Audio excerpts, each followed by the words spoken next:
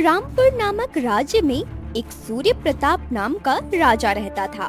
उसकी एक राजकुमारी थी जिसका नाम था राजकुमारी मेघा। राजकुमारी मेघा बहुत ही दयालु और बहादुर थी। प्रजा का बहुत ख्याल रखती थी। एक दिन राजकुमारी मेघा राजा के साथ दरबार में बैठी हुई थी। तभी मंत्री भागते हुए वहाँ आए। महाराज, महाराज, महाराज, बड़ा गजब हो गया है, बड़ा गजब हो गया। महल के चारों तरफ अचानक से काले काले बादल उमड़ आए हैं। रानी बहुत परेशान है। आप चलकर देखिए महाराज, चलिए महाराज। मंत्री, ये भी भला कोई परेशानी वाली बात है क्या? अरे ये मौसम है, कभी भी बदल जाता है। इसमें इतना हाय हल्ला करने की क्या जरूरत है?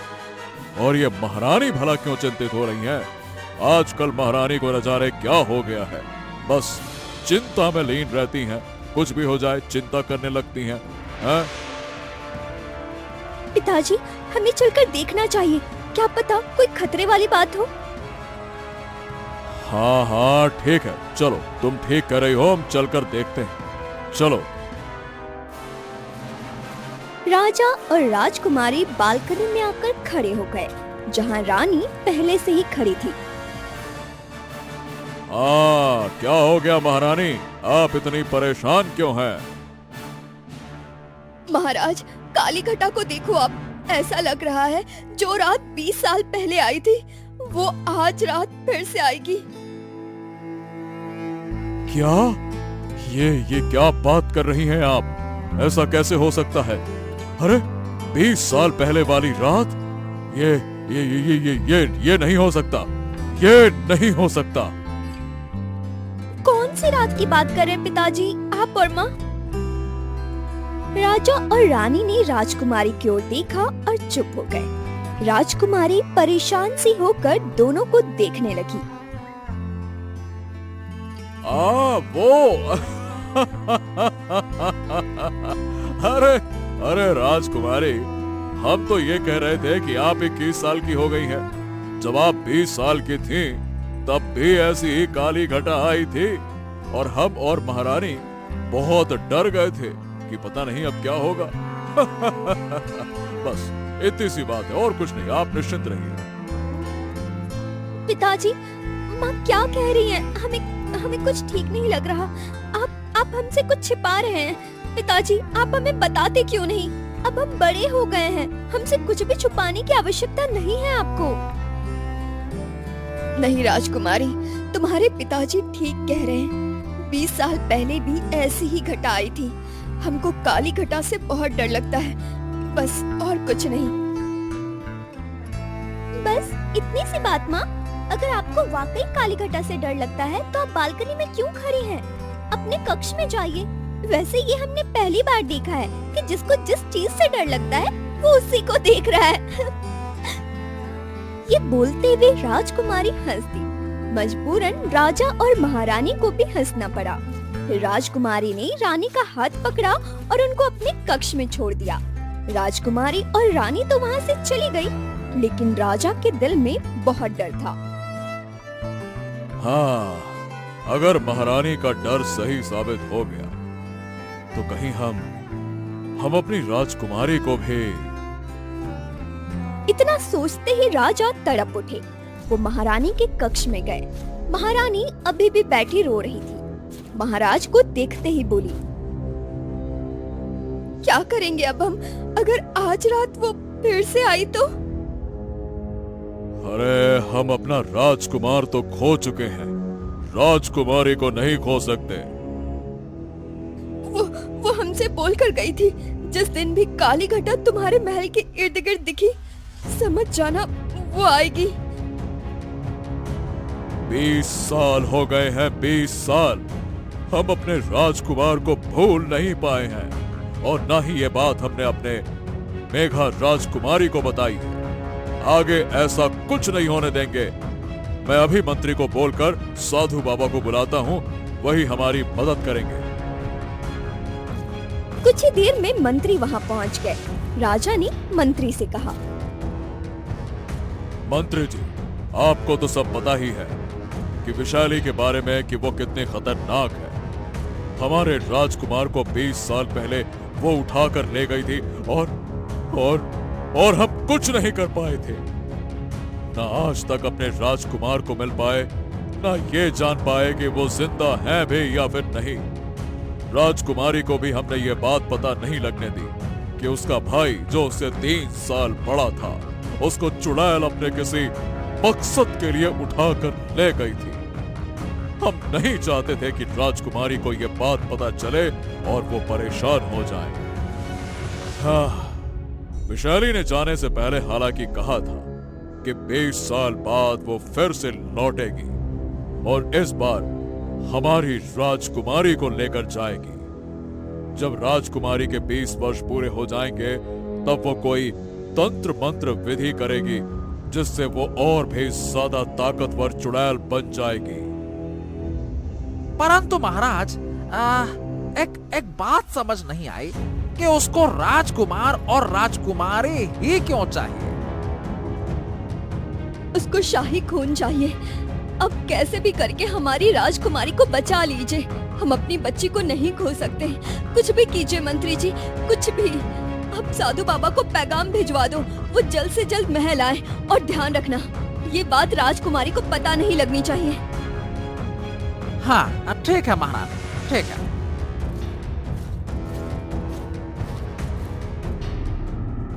कुछ ही देर में साधु बाबा राजकुमारी और राजा के साथ महल के अंदर थे। राजा ने सारी बातें साधु को बता दी। अब तो आपके पास केवल एक ही रास्ता है, कावेरी का फूल। वही आपको विशैली से बचा सकता है। ये कावेरी का फूल कहाँ मिलेगा? मैं खुद कावेरी का फूल लेकर आऊंगी। आप नहीं, हम जाएंगे। आप गए तो राजकुमारी को शक होगा। आपका महल में रहना जरूरी है। वो फूल लाना इतना आसान नहीं है। वो फूल अमरोही के जंगल में मिलेगा और वो जंगल बहुत खतरनाक है। उस जंगल में जो होता नहीं वो भी दिखता है और जो दिखता है वो होता नहीं। आपको सतर्क रहना होगा, जान भी जा सकती है आपकी इसमें। हाँ, मुझे जान जाने का कोई अफसोस नहीं। मुझे अपने भाई और इस महल को, राजकुमार को वापस लाना है। उस विशैली के चंगुल से आजाद करना है। ये आवाज राजकुमारी की थी। सब हैरान थे, राजकुमारी को ये सब कैसे पता लगा? और अब राजकुमारी अमरोही के जंगल में भी जाने के लिए तैयार थी। राजकुमारी, ये आप क्या कह रही हैं? माँ, मेरा एक और भाई भी है। ये बात आपने मुझसे कभी नहीं बताई। मैं आपसे कभी बात नहीं करूंगी। राजकुमारी, हम डर गए थे बस, इसलिए आपसे ये सब छुपाया। हम राजकुमार को खो चुके हैं, आपको खोने से डर गए थे। कैसे माँ और पिता हैं आप दोनों? आपके बेटे को एक चुड़ैल उठा कर ले गई और आप अब तक चुप बैठे हैं। ये कैसा डर है आप लोगों का? आप चुप बैठ सकते हैं, परंतु मैं नहीं। आप कहीं नहीं जा सकती। आप मुझे नहीं रोक सकती। मैं अपने भाई को ढूंढ कर लाऊंगी, कैसे भी, कहीं से भी, चाहे उसके लिए मुझे कुछ भी करना पड़े। हम आपसे ये बात इतने समय तक इसलिए छुपा कर रखे हैं ताकि आप राजकुमार को ढूंढने की कोशिश ना करें। आपको ये बात वैसे बताई किसने? जब आप मंत्री जी से और साधु बाबा से बात कर रहे थे तब हमने सब कुछ सुन लिया। हमें माफ कर दीजिए पिताजी, हमने आपकी बातें सुनी, परंतु अब हमको जाने से कोई नहीं रोक सकता। बस आप इतना बता दीजिए, ये विशैली कहाँ मिलेगी? बेटा, वो खतरनाक है। राजा और रानी के लाख समझाने पर भी जब राजकुमारी नहीं मानी तो मजबूरन राजा को विशैली का पता राजकुमारी को बताना पड़ा। राजकुमारी अकेले ही अपना घोड़ा लेकर विशैली की तलाश में निकल गई। वो पूरे दिन सफर करती रही। सफर करते करते शाम हो गई। राजकुमारी एक जगह बैठ के आराम करने लगी। खुद साधु बाबा कह रहे थे, उसको हराना है तो कावेरी का फूल चाहिए और वो फूल अमरोही के जंगल में मिलेगा। मुझे विशैली को ढूंढने से पहले अमरोही के जंगल जाना होगा। पहले मैं कावेरी का फूल लेती हूँ, उसके बाद ही विशैली को हरा सकती हूँ। राजकुमारी फिर से अपने घोड़े पर बैठकर अमरोही के जंगल की ओर चल दी। कुछ दूर चलने के बाद उसको अमरोही का जंगल मिल गया। वो जंगल के अंदर चली गई। जंगल के अंदर बहुत सारे पेड़ थे। यहाँ तो बहुत सारे पेड़ हैं। मुझे कैसे पता लगेगा कावेरी का फूल कौन सा है? मैंने आज तक कावेरी के फूल के बारे में किसी से नहीं सुना। ये सोचते हुए राजकुमारी आगे बढ़ने लगी। वो अभी चल ही रही थी कि तभी उसको एक लोमड़ी नजर आई। राजकुमारी को देखते ही लोमड़ी ने कहा, राजकुमारी क्या लेने आई हो यहाँ? क्या मैं तुम्हारी कुछ मदद कर सकती हूँ? प्यारी लोमड़ी, मैं कावेरी का फूल लेने आई हूँ। क्या तुम मेरी मदद कर सकती हो? हाँ जरूर, मैं तुम्हारी मदद करूँगी। बदले में मुझे तुमसे कुछ चाहिए। बोलो, दोगी? हाँ बिल्कुल, मैं भी तुम्हारी मदद करूँगी। बोलो तुमको क्या चाहिए? इस जंगल में एक गुफा है। उस गुफा में एक खतरनाक दानव है। उस दानव ने मेरे बच्चे को उठा लिया है। वो इसकी बलि चढ़ाएगा। तुम मेरे बच्चों को बचा लो तो मैं तुम्हें कावेरी के फूल के बारे में बता दूंगी। प्यारी लोमड़ी, अगर तुम्हारा बच्चा दानव के पास है, मैं उसको तब भी बचाती। अगर तुम मुझे कावेरी के फूल के बारे में ना बताती, मैं किसी को भी दर्द में नहीं देख सकती। मैं जानती हूँ, इसलिए मैंने तुमसे मदद ली। अब तुम मुझे जल्दी से बताओ, उस दानव की गुफा है कहाँ? मेरे साथ आओ। वो दोनों दानव की गुफा की ओर चल दिए। कुछ दूर आकर लोमड़ी रुक गई। राजकुमारी, यही है दानव की गुफा। मैं अंदर नहीं जा सकती। आप अंदर जाओ और मेरे बच्चे को ले आओ। मैं आपसे विनती करती हूँ, कैसे भी करके मेरे बच्चे को बचा लेना। ठीक है। राजकुमारी ने अपना घोड़ा रोक दिया और अंदर चली गई। अंदर एक दानव बैठा हुआ था। राजकुमारी को देखते ही गुस्से से लाल हो गया।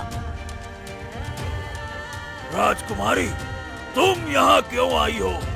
अगर जिंदा रहना है तो यहाँ से चली जाओ, चली जाओ।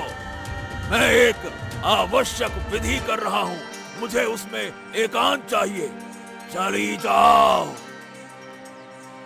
मैं यहाँ लोमड़ी के बच्चे को लेने आई हूँ। जब तक आप मुझे लोमड़ी का बच्चा नहीं दे देते, मैं यहाँ से नहीं जाऊंगी। कौन सा लोमड़ी का बच्चा? मेरे पास किसी लोमड़ी का अच्छा बच्चा नहीं है। चली जाओ यहाँ से। जो विधि तुम एकांत में करना चाहते हो, मैं जानती हूँ। ये वही विधि है जिसमें तुम लोमड़ी के बच्चे की बलि देने वाले हो।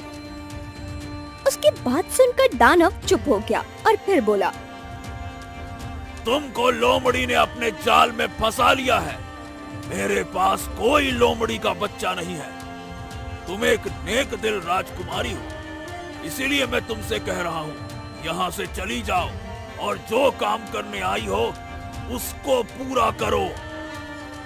उसको ऐसे बोलने से राजकुमारी ने चौंक कर कहा, आपको कैसे पता मैं यहाँ किसी काम से आई हूँ? मैं एक दानव हूँ। लोग मेरा नाम सुनकर डर जाते हैं। तुम भी डर गई, पर मैं जानता हूँ कि तुम यहाँ किस मकसद से आई हो और उसी मकसद से तुम्हें भटकाने के लिए लोमड़ी ने तुमको यहाँ फंसा दिया। जब तक तुम यहाँ से निकलोगी, तब तक तो लोमड़ी उस चीज को छुपा देगी जो तुम यहाँ लेने आई हो। मेरे साथ छल हुआ है। फिर उसको साधु बाबा की बात याद आई जो उन्होंने कहा था, अमरोही के जंगल में जाना आसान नहीं होगा। जो दिखता है वो होता नहीं और जो होता है वो दिखता नहीं। राजकुमारी ने दानव से कहा, क्या आप मुझे कावेरी के फूल के बारे में बता सकते हैं? कावेरी के फूल की रक्षा तो एक डायन करती है। वो तुमको इतनी आसानी से वो फूल नहीं देगी। मैं तुम्हारी मदद कर सकता हूँ। इतना बोलकर दानव ने एक भभूत की थैली राजकुमारी को दी। कावेरी का फूल सफेद रंग का होगा। जब तुम कावेरी के पेड़ के पास पहुँच जाओ तो इस भभूत को उस चुड़ैल के ऊपर डाल देना। वो जलकर भस्म हो जाएगी। हाँ। शुक्रिया आपका।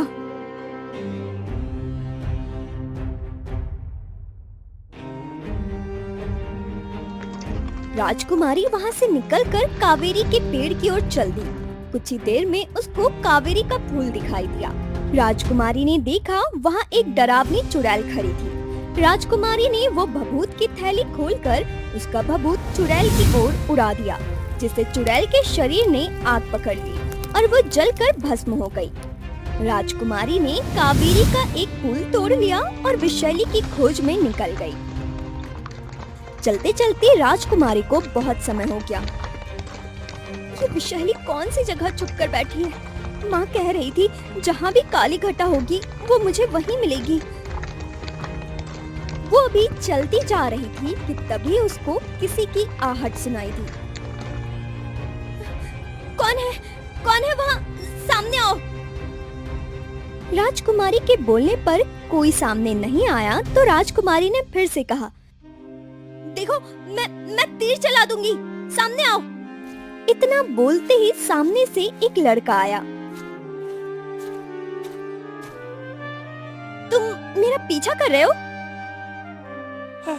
माफ करना राजकुमारी, मैं एक लकड़हारे का बेटा हूँ और जरूरी पैगाम लेकर आया हूँ। महल पे कहर बरसा है राजकुमारी, कहर। कहर? कैसा कहर? माँ और पिताजी तो ठीक है ना? तुम कब से मेरा पीछा कर रहे हो? तुमने मुझे पहले क्यों नहीं बताया? मैं डर गया था, आप गुस्से से। अब जल्दी बताओ, हुआ क्या है?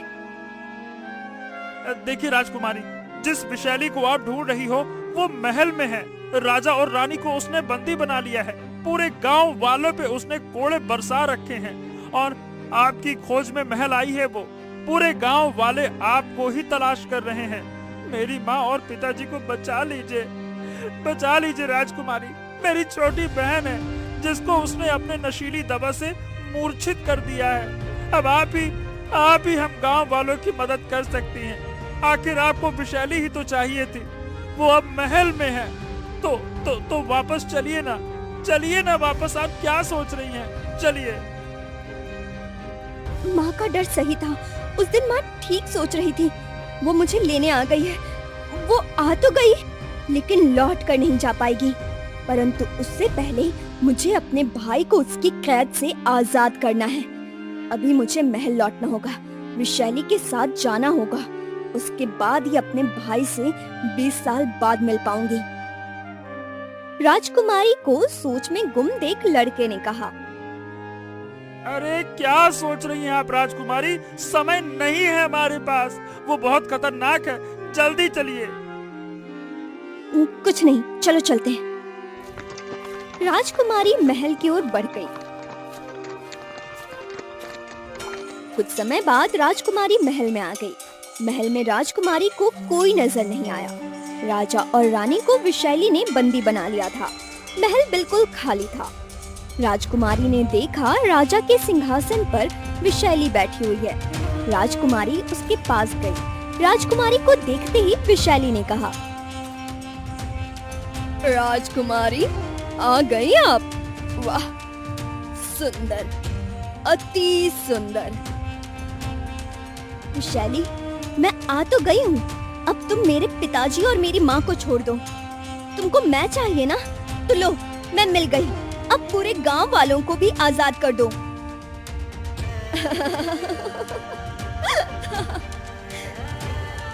तेरे मूर्ख माता पिता की समझदार राजकुमारी है तू। ये लोग तो मुझे बोल रहे थे कि तू मेरे डर से भाग गई है। अब तू मुझे कभी नहीं मिल पाएगी। पर मैं भी विषैली हूँ। विषैली, आखिर तुझे तेरे बिल से निकाल ही लिया ना। विषैली ने राजा और रानी को साथ ही बाकी सारे गांव वालों को आजाद कर दिया। राजा और रानी विषैली के सामने राजकुमारी को देखकर तड़प उठे। राजकुमारी, आप विषैली के सामने क्यों आई? आपको नहीं पता ये कितनी खतरनाक है? आपके शरीर का एक एक बूंद रक्त निचोड़ लेगी ये। राजकुमारी, आप भाग जाइए, हमारी फिक्र मत कीजिए। आप हमारे लिए विशाली के सामने घुटने नहीं टेक सकती। वो चीखती रही, चिल्लाती रही और राजकुमारी मंद आंखों से उनको देखती रही और कुछ नहीं बोली। विशाली राजकुमारी को वहां से लेकर चली गई। विशाली के जाने के बाद महल में कोहराम मच गया। विशाली राजकुमारी को लेके अपने खंडर जैसे महल में आ गई। राजकुमारी को उसने प्यार से कहा, राजकुमारी, तुम्हारी समझदारी हमें पसंद है। तुम यहाँ आराम से रह सकती हो। मैं तुम्हें कुछ नहीं कहूँगी। बस हर पूर्णिमा की रात को तुम्हारे शरीर का कुछ रक्त पीऊंगी। तुम डरना नहीं, उससे तुम मरोगी नहीं, जिंदा रहोगी। अरे रक्त का क्या है, वो तो कुछ ही दिन में फिर से बन जाएगा। बस तुम यहाँ से भागने का सोचना मत, नहीं तो मारी जाओगी। ये विशाली की दुनिया है, यहाँ से आज तक कोई नहीं निकल पाया। एक राजकुमार ने भागने की कोशिश की थी, बेचारा मारा गया। मुझे उसकी मौत का बहुत अफसोस है, परंतु मैं मजबूर थी। जब किसी को भागते हुए देख लेती हूँ तो उसको जिंदा नहीं छोड़ सकती मैं। क्या मेरा भाई विशाली के हाथों मारा गया? अगर ऐसा हुआ तो जो वादा मैंने माँ और पिताजी से की है और खुद से किया है, उस वादे का क्या होगा? मैं अपने भाई को नहीं खो सकती। मैंने तो आज तक उसको देखा भी नहीं। मुझे एक बार अपने भाई को देखना था। इतना सोचकर राजकुमारी बहुत उदास हो गई। उसने अपने आंसू बड़ी मुश्किल से रोके। विशाली ने जब देखा राजकुमारी परेशान है तो उसने कहा, तुमको डरने की जरूरत नहीं है राजकुमारी। ऐसे डरे डरे रहोगी तो तुम्हारे शरीर में खून कहाँ से आएगा, और जिसकी मुझे जरूरत है। विशाली राजकुमारी को वहीं छोड़कर चली गई। मेरा भाई, मैं कितनी आस लेकर विशाली के साथ आई। मैं इस विशाली को छोड़ूंगी नहीं। इसने मेरे भाई की जान ली है। उसने अपने हाथ में लिया हुआ वो सफेद फूल देखा जो उसने छुपाया हुआ था। इस कावेरी के फूल में से इस विशाली का अंत कर सकती हूँ। इसलिए मैं विशाली के साथ आई थी ताकि अपने भाई को छुड़ा सकूं और फिर उसका अंत कर सकूं। परंतु अब भाई तो रहा नहीं, मुझे खुद को इस विशाली से बचाना होगा। राजकुमारी अभी सोच ही रही थी कि तभी उसको किसी के चीखने की आवाज आई। ये सोचकर राजकुमारी उस तरफ चल दी जहाँ से आवाज आई थी। राजकुमारी ने अंदर देखा तो उसके तो होश ही उड़ गए। विशाली ने वहाँ 3 लोगों को रखा हुआ था जो बुरी तरह से रो रहे थे। राजकुमारी उनके पास चली गई। राजकुमारी को देख वो लोग हैरान रह गए। कौन हो तुम लोग और यहाँ क्या कर रहे हो? तुम कौन हो और यहाँ क्या कर रही हो? ये विशाली की दुनिया है, भाग जाओ यहाँ से, नहीं तो ये डायन तुम्हारे शरीर का भी एक एक रक्त निचोड़ लेगी। चली जाओ। हाँ, ये ठीक कह रहा है। अगर तुम यहाँ हो, इसका मतलब ये है कि विशाली तुमको उठाकर लाई है। तुम भी किसी राज्य की राजकुमारी हो। हाँ, मैं राजकुमारी हूँ, रामपुर की। क्या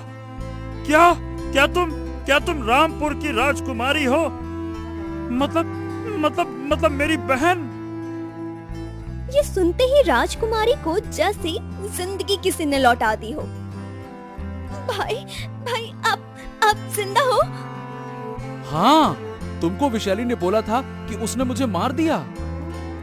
नहीं भाई, मुझे लगा उसने आपको मार दिया। मैं बहुत खुश हूँ आज आपसे मिलकर। आप सोच नहीं सकते मेरी कितनी बड़ी मनोकामना पूरी हुई आज। राजकुमारी खुश तो हम भी हैं आपको देखकर। अरे बहुत छोटी थी आप जब हम आपसे अलग हो गए थे। विशाली हमें उठा लाई थी। तब से आज तक विशाली ने हमें भूलने नहीं दिया कि हम रामपुर के राजकुमार हैं। वो हमें रामपुर के राजकुमार कहकर ही बुलाती है। इसीलिए हमें अपने राज्य का नाम याद रह गया, वरना हम वो भी भूल जाते। परंतु जितना खुश हम तुम्हें यहाँ देखकर हैं, उतना ही हम दुखी भी हैं। विशैली तुम्हारे साथ भी वही करेगी जो उसने हमारे साथ किया।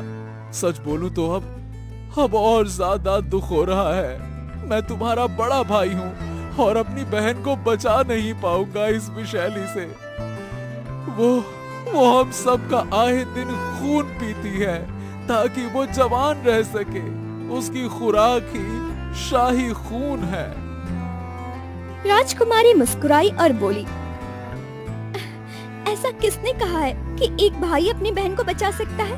बहन नहीं बचा सकती। यहाँ आने से पहले निर्मोही के जंगल गई थी। वहाँ कावेरी का फूल मिला जो मेरे पास है। क्या तुम्हारे पास कावेरी का फूल है? वो कावेरी का फूल जो विशैली का सबसे बड़ा दुश्मन है। ये तुमने कैसे किया?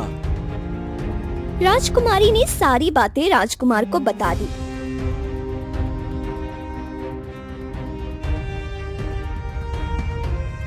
कल पूर्णिमा की रात है। वो तुम्हारा खून लेने कल आएगी और पूर्णिमा को विशैली की शक्तियां सबसे ज्यादा होती हैं। तुम्हें आज रात ही उसको खत्म करना होगा। और हाँ, ध्यान रहे उसको शक नहीं होना चाहिए। राजकुमार और राजकुमारी ने मिलकर कुछ देर बातें की। तभी विशैली अंदर आ गई। राजकुमारी, तुम यहाँ पर क्या कर रही हो? कहीं तुम अपने भाई से मिलने तो नहीं आ गई? फिर उसने राजकुमार से कहा, रामपुर के राजकुमार, देखो मैं तुम्हारी बहन को भी ले आई। अब तुम दोनों जिंदगी भर यहाँ आराम से रहना। वैसे मैं तो सोच रही थी कि तुम्हारे माता और पिता को ही यहाँ ले आए, पर अब वो बूढ़े हो गए हैं, उनके शरीर में खून नहीं बन पाता।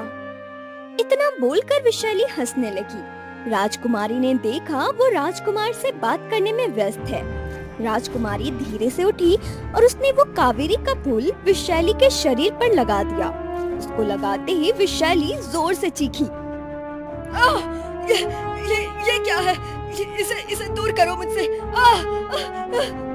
पर तब तक विशैली के शरीर ने आग पकड़ ली थी।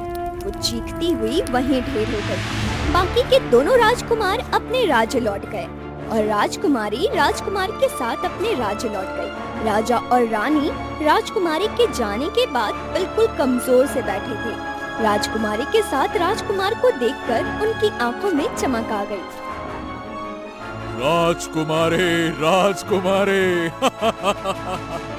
आप आ गई। हमें यकीन था कि आपको कावेरी का फूल मिल ही जाएगा। आप उसका अंत करेंगे ये हमको यकीन था। आपको देखकर हम कितने खुश हैं, हम बता नहीं सकते हैं। हमारे प्यारे राजकुमारी। पिताजी मैंने कहा था ना, मैं अपने भाई को भी वापस लाऊंगी, इसलिए मैं विशैली के साथ गई थी। ऐसे तो मैं उसकी दुनिया खोज नहीं पाती। विशैली ही अपनी दुनिया में किसी को ले जा सकती थी और कोई उसकी दुनिया में नहीं जा सकता था। क्या ये मेरा राजकुमार है? राजकुमार उनकी ओर बढ़ने लगा। राजा और रानी की आंखों से आंसू बह रहे थे। इतने सालों बाद उन्होंने अपने बेटे को देखा था। ऐसे बहादुर राजकुमारी की वजह से राजकुमार अपने राज्य और परिवार से मिल पाए।